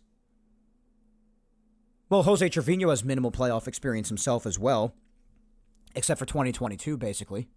He has no World Series experience, just like Jason Dominguez. He has more overall experience as a veteran as opposed to Jason Dominguez. I understand that. But it's still Jose Trevino, who is not even for a little bit known for his offense. And if you want to tell me, well, Jason hasn't played in weeks and weeks and weeks, neither has Trevino except for that Cleveland start. One start in 3-4 weeks, no starts in 3-4 weeks. It's minimal. Either way, they both had a long time off. And since then, Trevino still hasn't played since that game in Cleveland. I don't know. I probably just would have given the opportunity to the kid who can have at least slightly more potential to come through offensively, even given the circumstances. And I'm saying that even in the moment, I was saying that, not just in hindsight. But he sent Jose Trevino to the plate. I would have even rather Trent Grisham come to the damn plate than Jose Trevino, if I'm being really honest with you. Some people may laugh at me for that because lefty, and Trent, doesn't come through all that often. But, I mean, if you've watched Trent in the past, you know that he has a degree of a clutch bone in his body. He does. I mean, you just never know. We'll never know, ultimately. I know that. But from an offensive standpoint strictly, and just chances overall to come through, I would have rather see friggin' Trent Grisham hit. These guys, you haven't seen a lick of them off the bench the entire postseason. And you can't have Wells hit there, that's for sure. Lefty, plus how he's just generally hitting, or lack thereof. I don't know. Just a thought. But Trevino comes up, and as you can imagine, just gives no competition whatsoever. First pitch of the at-bat, hits a fly ball. Lazy fly to center, game over. Yankees lose 4-2. So a rally too little, too late, that's for sure. Rodon falls apart and does not do his job, as he is not multiple times when the Yankees really need him to. I don't know. So, here we find ourselves with the Yankees down 0-2, coming back to New York with Game 3 being tomorrow, and our eyes turn to Clark Schmidt, who's making the first World Series start of his entire life, and has the biggest start of his entire life, thereby saying that. So, we'll see. We obviously know the Bronx Zoo, Yankee Stadium, in the playoffs, let alone the World freaking Series, which they haven't seen in 15 years. I expect the place to be tearing itself apart, as it should. Maybe that'll revitalize them. Maybe that'll help push them along and carry them through. It's just about the only hope they have left at this point, because all eyes turn to Game 3.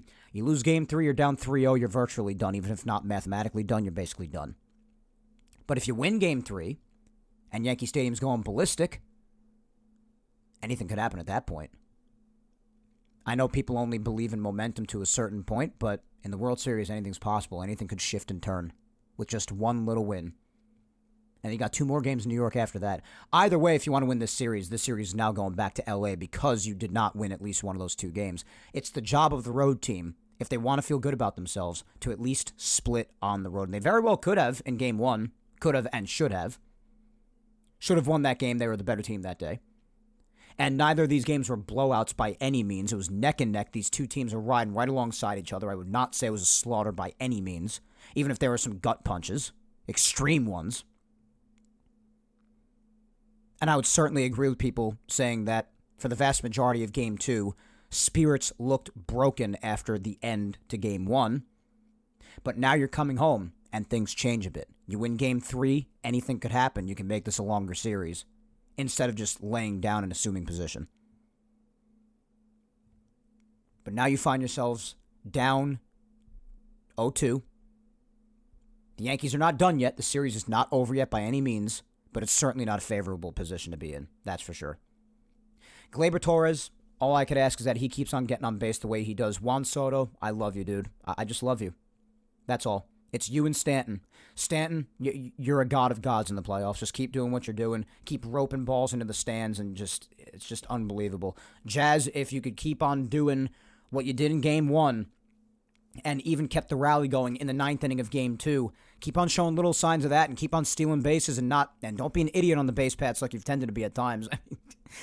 Not to be rude about it, but there have been times where Jazz has been nonsensically picked off on the bases and just made stupid decisions.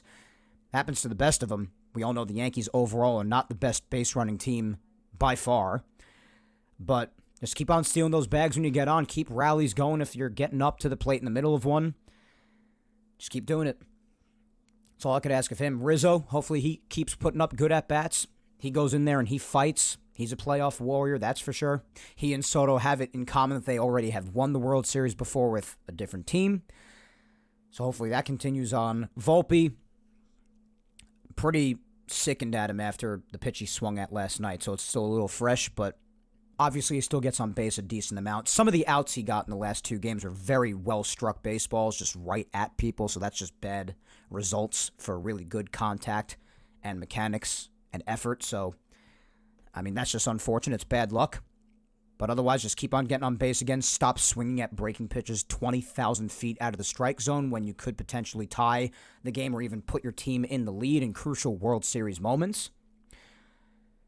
Verdugo, it's hard to get completely mad at him if he's going to keep on making those plays that he's been making out in left field. So, at least at the plate, it's got to get at least a little better. Because in the playoffs overall, now you're talking about a 184 average and an OPS under 500, which is pitiful. Made even more pitiful if you remove Game 1 of the ALDS out of it. So at the plate, you're getting really nothing from him, so that's a problem.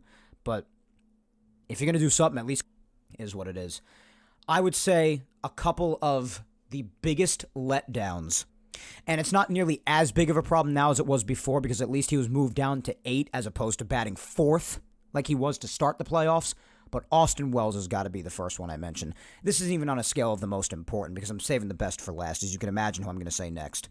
But Austin Wells, I know we've gotten good defense out of the kid, and I'm happy about that. I'm happy to get some positive aspect if you're not going to hit it all, but the hitting is a problem.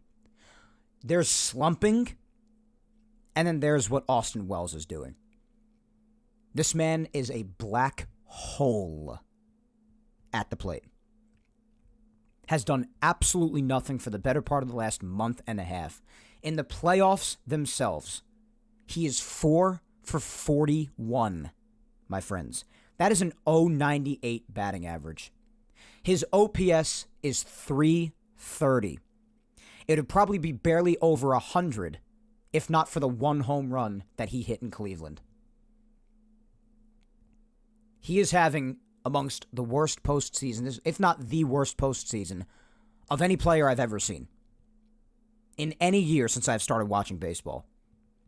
It is pitiful what Austin Wells has done. And this does go back to the regular season when he was slumping in those last few weeks there, for sure. I mean, you look at the month of September. He was 8 for 72. 8 for 72 in September. So like I was saying, this is going back a while now, but I was hoping after some rest going into the playoffs, some rest going into the World Series, maybe he was a little tired, caught more games than he ever has, especially at the professional level. Maybe it'll give him time to reset, refresh, and just go out there clear of mind.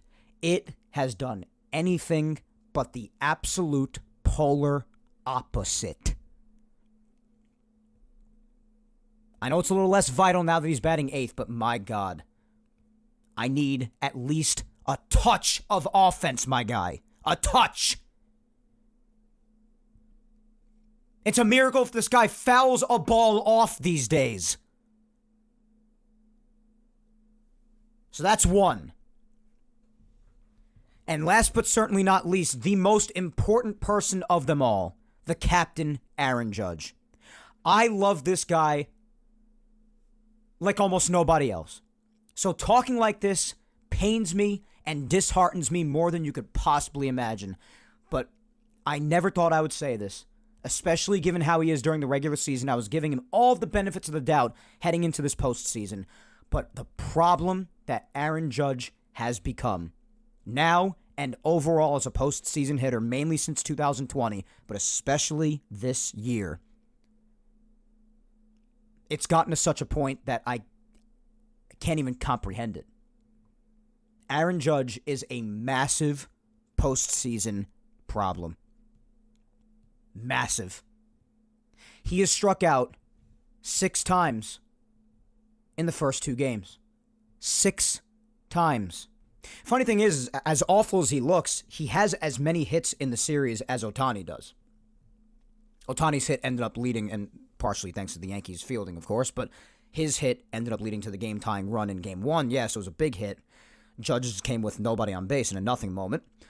But it's funny that he and Ohtani have the same amount of hits in this series. They both only have 1 hit.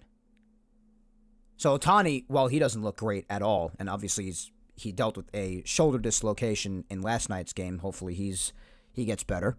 I never root for anybody to get hurt, and it's not good for the game for him to be out. Want to beat the Dodgers as close to their best as possible. But it's funny how awful Judge looks. He and Ohtani actually have the same amount of hits, but it's not even close to discussing which one looks worse. It's Judge. 9 at-bats, he struck out in 6 of them, guys, in this round so far in the World Series. Overall in the playoffs, he has now had 40 at-bats, guys. 40 at-bats. He has struck out in 19 of them.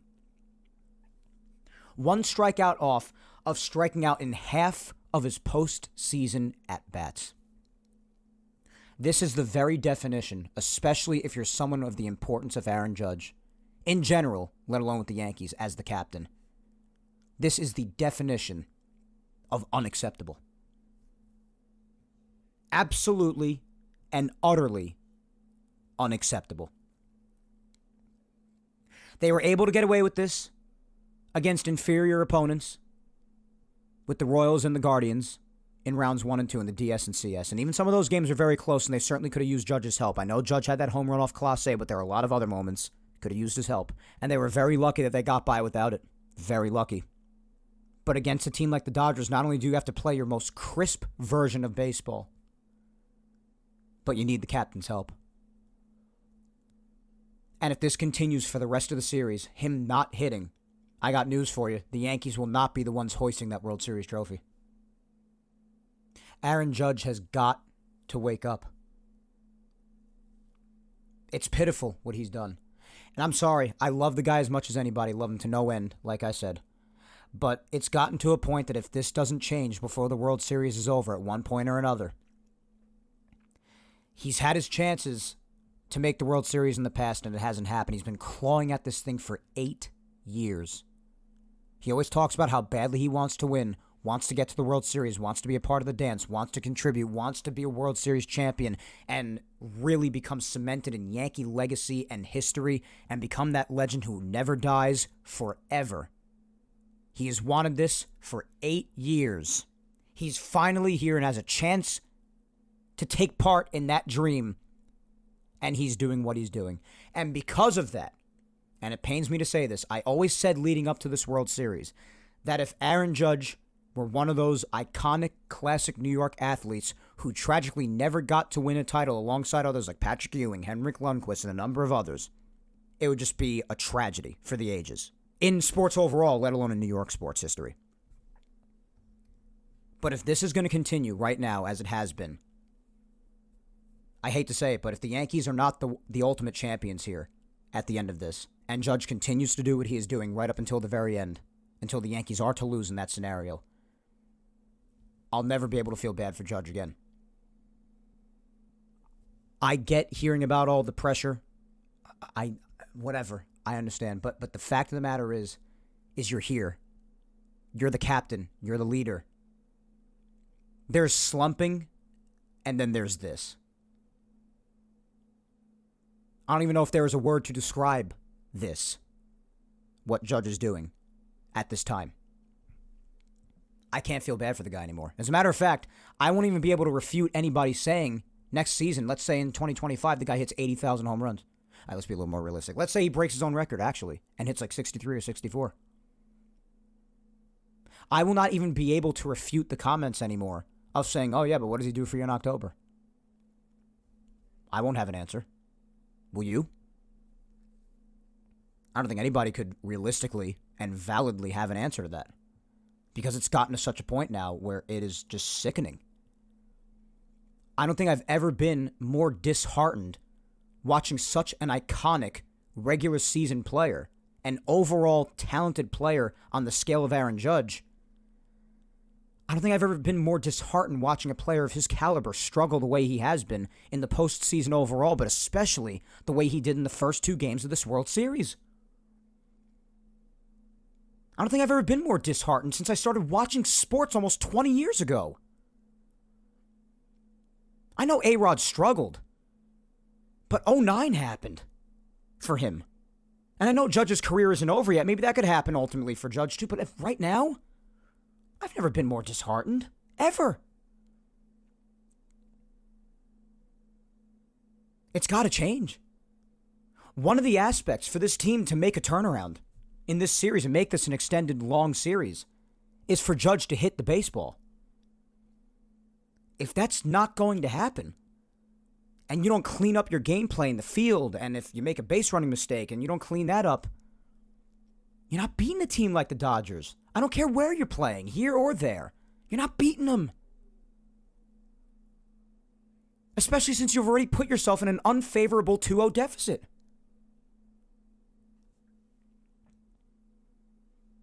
It's got to change for Aaron Judge. Everybody's baffled. Everybody's bewildered at what's going on with him.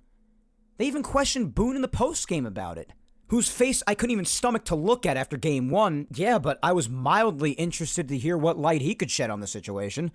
And as usual, we got a lifetime supply of nonsensical Booneisms. But here, take a listen for yourself as to what Boone thinks is Judge's problem.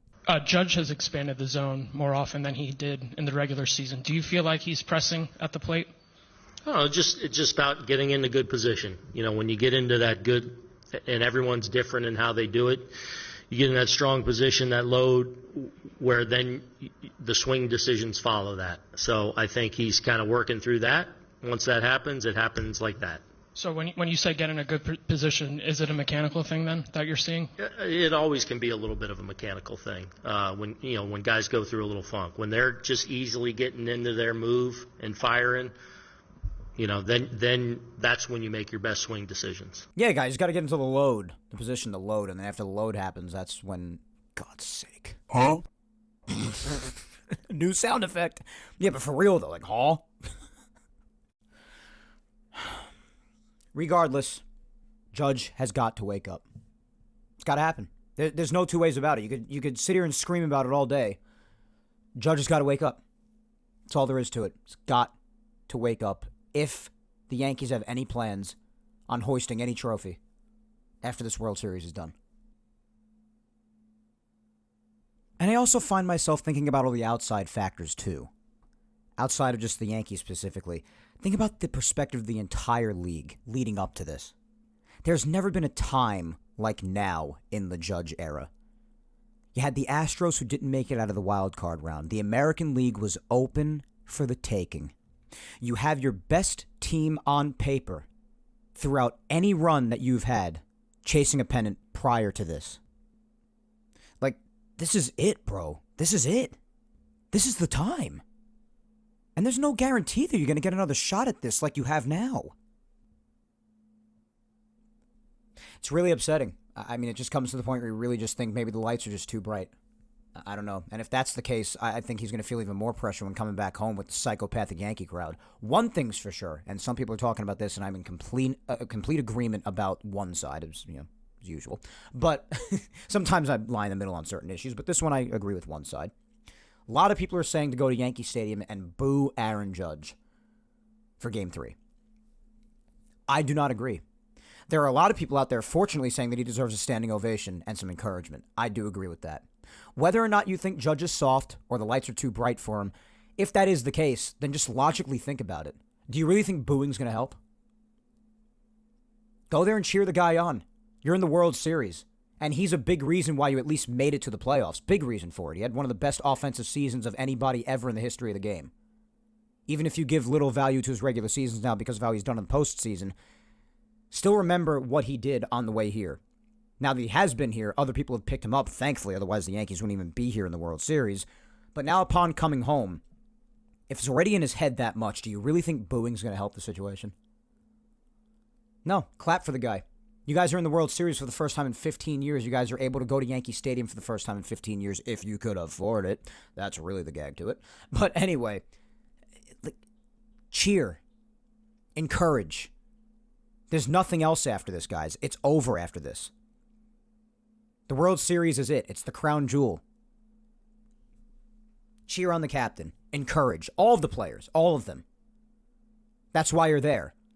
To be happy, to cheer, even if you are in a 2-0 deficit. Be happy, cheer, encourage the team to win a World Series, number 28. That's what you're there for, isn't it? Maybe during the season that might work. Maybe it's okay. It's your average day in July. But not in the World Series. Go out there and push this team forward like they need, because they need it right now. They need it, especially Aaron Judge. So that's that, guys. Entire recap of the World Series so far. First 2 games, all talking points and analysis for it.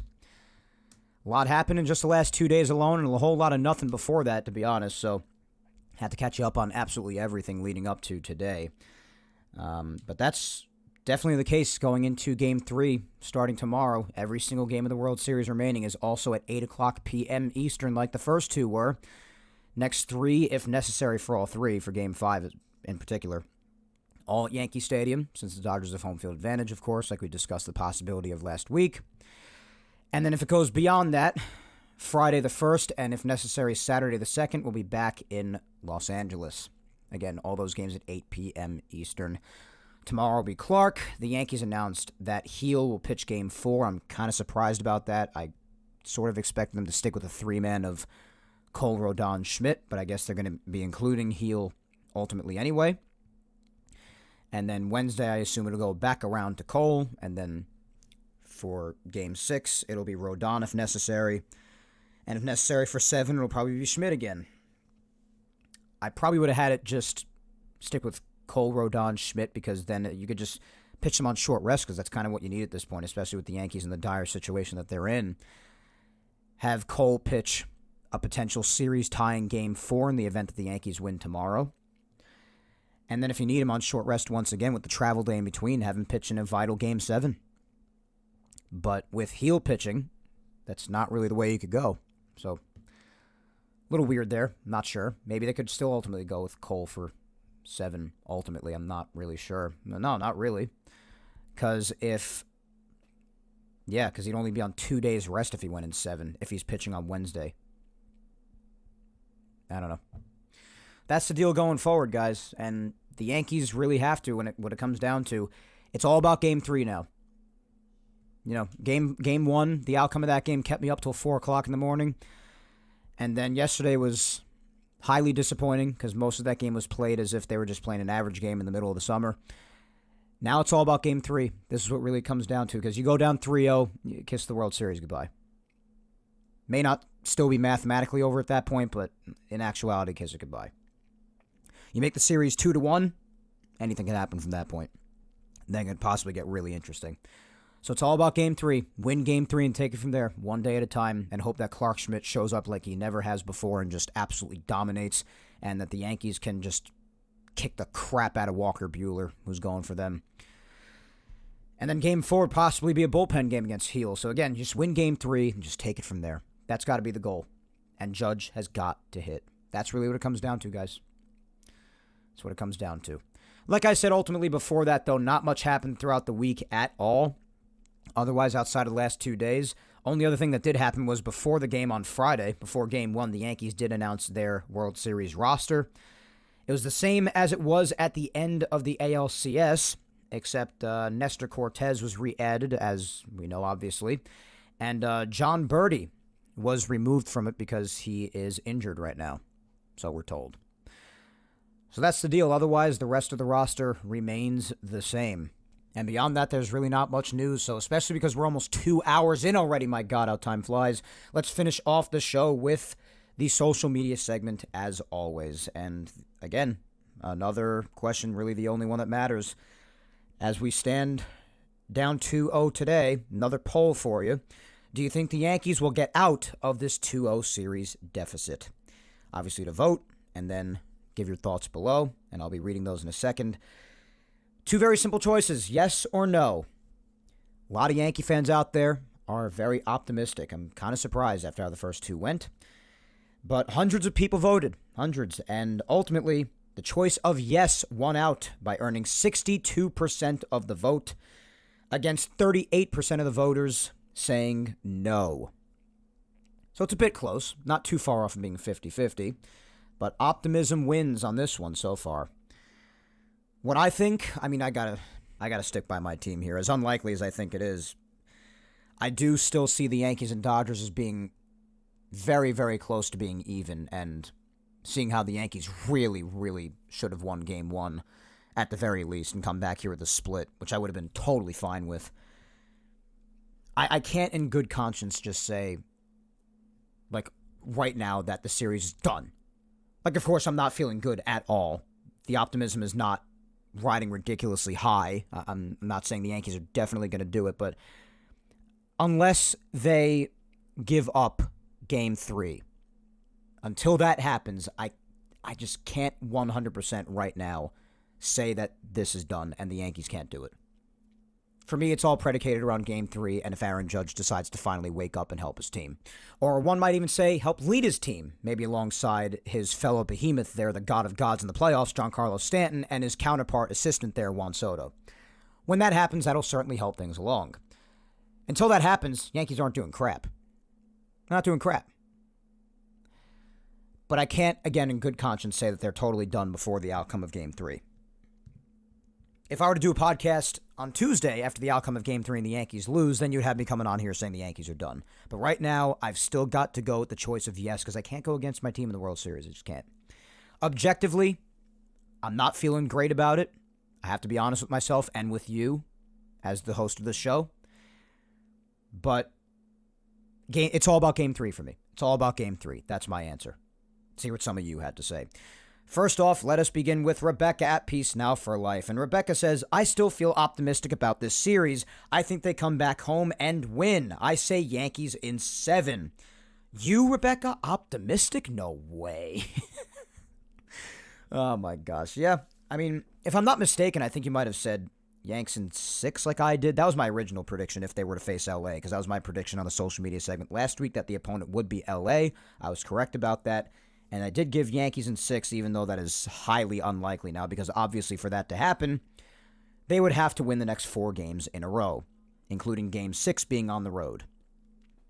So, yeah, those chances are what they are. That goes without saying. And you definitely have your people saying, oh, the 96 team was down 2-0 after losing the first 2 games at home. I mean, this team does not have home field advantage like the 96 team did, so it was different, obviously, let alone the fact that it's also a different team, different manager, different everything, different time period, what have you.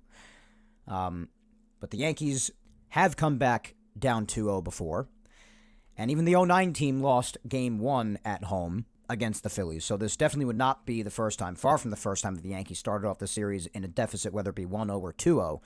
So that's a point of optimism to take, I know. And also the last couple of meetings with the Dodgers in the World Series that were many, many years ago, as we established earlier on in the show. Little fun fact, too. Each team that ultimately went up in the series 2-0 ended up losing the series. So feel about that however you will. But I'm just saying. But, yeah, I'm going to have to pivot. If the Yankees are winning now, I think it'll be in 7, because I can't see them winning 4 in a row against the Dodgers. I can't. Maybe they will, and they'll shut me the hell up for the rest of the time. I just don't really see that happening. We'll see. At the Hitter Sports says, wow, a lot more delusional fans than I had thought. It's just tough for some people to give up, man. It's tough. I'm not giving up until Game 3. I'm certainly not feeling great, but I'm not definitively like, yeah, we're done. I'm not throwing in the towel until Game 3. If they lose in Game 3, then I'll be right there with you. If they don't, then they're going to suck me right back in. So that's the deal with that. Next, we have at Javien114 saying it starts with one game. A win tomorrow would absolutely open momentum. Yeah, exactly. That's what it's all about for me, too. It's all predicated around Game 3 for me. At Cashman Sucks NYY says, Judge needs to step up for that to happen. I don't think that will happen. Well, yeah, if it doesn't, yeah, I totally agree. As we have well established, as we should. If Judge doesn't do anything, it's just going to be that much harder, and they're not winning anything. Sorry. They were able to do it against the Royals and the Guardians. It's not happening against the Dodgers, especially if they don't clean up certain other aspects of their play, like their fielding here and there, and if they go back to the stupid base running mistakes, it's not going to happen. Especially not without Judge's help. At Laura_Icemod says, I'm cautiously optimistic. I still am holding out to the Yankees winning in 7, but tomorrow's game is going to be the most pivotal of the series. Absolutely, 100%. At JeterFan28 says, hard to say. I want to believe, but it's touch and go, so to speak. Yeah, it's tough anytime you're down 2-0. At Yank the Mike says, I'm praying for Mystique and Aura to save us, but even though I could see us winning 3 at home, I'm skeptical of winning the series now.